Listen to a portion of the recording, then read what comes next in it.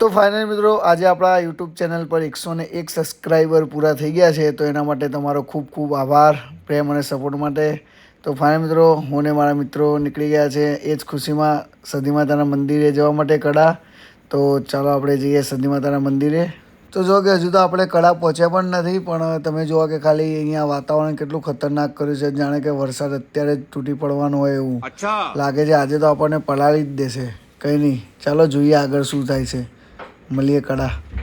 અને ફાઇનલ મિત્રો જો કે આપણે પહોંચી ગયા છે કડા સતી માતાના મંદિરે, અને આપણે દર્શન કરીને અહીંયા બેસી ગયા છે. અને જો કે બહુ ભક્તો હાજર છે, ખૂબ જ બધા દર્શન કરવા આવ્યા જ છે. પણ વરસાદનું વાતાવરણ છે, હવે લાગે છે ટૂંક જ સમયમાં વરસાદ ચાલુ થવાનો છે. તો જો કે ખૂબ ભક્તો હાજર છે, ભીડ પણ છે સતી માતાના મંદિરે.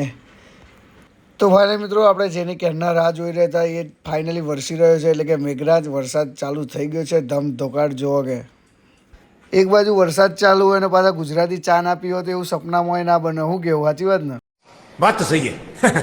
તો ચાલો હવે આપણે ચાનો ઓર્ડર આપી દઈએ બધા મિત્રો માટે, અને પી લઈએ ઠંડા ઠંડા મોસમમાં ગરમ ગરમ ચાય. તો ચાલો મિત્રો આપણે ઠંડા ઠંડા મોસમમાં આપણે થઈ જઈએ ગરમ, અને વરસાદને થવા દઈએ ઠંડુ, કેમ કે ચા નહીં પીતો ને એટલે. તો ફાઇનલ મિત્રો ચા પીતા પીતા થઈ ગયું છે અંધારું, પણ વરસાદ હજુ બંધ થવાનું નામ લેતો નથી, ને આપણે ઘરે જવાનું પણ મોડું થાય છે. તો જો કે આપણે ચાલુ વરસાદમાં નીકળી ગયા છે ઘરે જવા માટે. તો ચાલો હવે જઈએ ઘરે વરસાદનો આનંદ લેતા લેતા. તો મિત્રો જો કે પહોંચી ગયા છે ઘરે, અને બહારથી એવી સુગંધ આવતી હતી કે કંઈ અંદર તળેલું બની રહ્યું છે. તો વરસાદ ચાલુ હોય એટલે તળેલું ના બને એવું તો બને જ નહીં. અચ્છા. તો વરસાદના બહાને ઘરમાં આટલી સારી વાનગી બની એટલે આપણે તો પૂછવાના આવે જ નહીં, દબાઈને ઠોકી જ લેવાનું હોય. શું કેવું? અને હા જુઓ કે જમીને બેડરૂમમાં આવ્યો તો આપણો એક આજે મેમ્બર નવો આવી ગયો છે ઘરે, એટલે કે બેડ. ઈચ્છા તો એવી જાય છે કે જમીને સીધો આના પર સૂઈ જ જાઉં.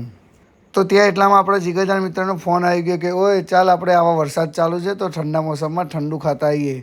તો હવે તમે જ કહો કે આમાં હવે ના પડાય. તો શું તમે પણ આવા ઠંડા મોસમમાં ઠંડુ કરવા જાઓ છો કે નહીં જતા? કમેન્ટ કરી જણાવજો ચોક્કસ.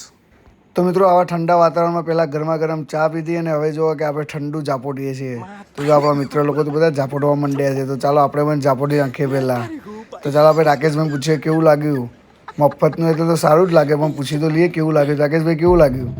હા મફત છે એટલે. તો ભાઈ મિત્રો જો કે આપણે તો ઝાપોટી નાખી, પણ ઘરવાળા માટે લેવું જ પડે ને, કે ઘરવાળા આપણને જઈ ઘેર ઝાપોટી નાખે. સાચી વાત કે નહીં? તો જુઓ કે આપણે ઘેર માટે પણ પાર્સલ કરી લીધું હોય.